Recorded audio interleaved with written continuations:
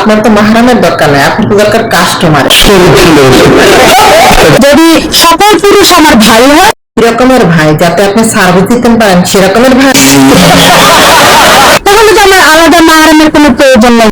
ইয়া সুত মারানি, তুই কক্সবাজার ফিরে যা, তোর কাস্টমার লাগে আমি পাঠাই। কেন আমার বোরকা করতে হবে? বোরকা পরিস না, দরকার পড়লে জামা কাপড় টিপর সেইটা খুললে হালা, তারপরে দেখবো কোন কুত্তায় তো আমি ফিরে যাই সেইটা আমি দেখবো। বলেন কি? বোরকা তো ইহুদি সম্প্রদায়ের যে হারবি বংশের নারীরা পরে। আচ্ছা, এই সুত মারানি কি কোনো ভালো মানুষের সামনে পড়ে না? পায়ের জুতাটা খুললে জুতাইয়া লম্বা করন যায় না? এর মাথায় তো গিলু নাই, মুহে যা হে তাই কয়। চুটিয়ে লাল করে দেবো, নোংরা বার করে। নবীজি হযরত মুহাম্মদ সাল্লাল্লাহু আলাইহি সাল্লাম উনার আরব দেশে কোনো গরু ছিল না। না, আরব দেশে গরু ছিল না, গরু ছিল বাংলাদেশে একটাই, এই গরুটা হইলো তুই। সেই গরু খাওয়াকে 3-4 গুণ ফরজ করে ফেলেছে হুজুরে। ভাই আমি শিওর এটা সমীন্দর কন্যা, ওই যে ভারতে সমীন্দর আছে না, এই সমীন্দর কন্যা।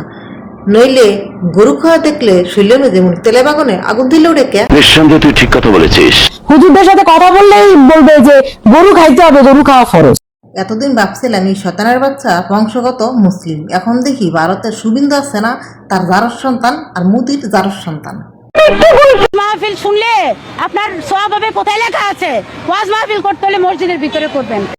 ওয়াজ মাহফিল শুনলে সোয়াব নাই, তো সোয়াব কোথায় গেলে পাওয়া যাবে আমি আপনাদের বলছি। হে আমার যুবকেরা, রাস্তায় যদি 10-12টা কুত্তা পাও, তাহলে কুত্তা দিয়া তার মাইরা হালাও।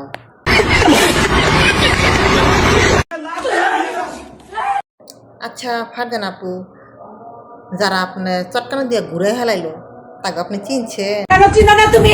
না, চিনি নাই তো আমি। না, নাটক করব কেন? কি আজগবি কথাবার্তা! এই ভিডিওটা একটু দেখাতো।